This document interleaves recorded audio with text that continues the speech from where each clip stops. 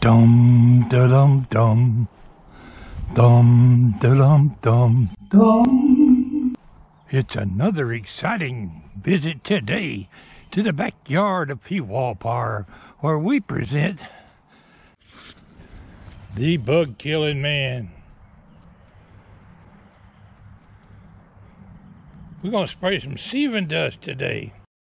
I got a little Sevin dust sprayer here. I finally found it. Today I'll be using my Gilmore Garden sprayer. It's called a Spray Dock by Gilmore Gardening Innovation, model number D1. It sprays my Sevin dust quite well. I've had it for a good many years. Gilmore makes a lot of spraying type products. Whether or not this one is still available or on market, I don't know.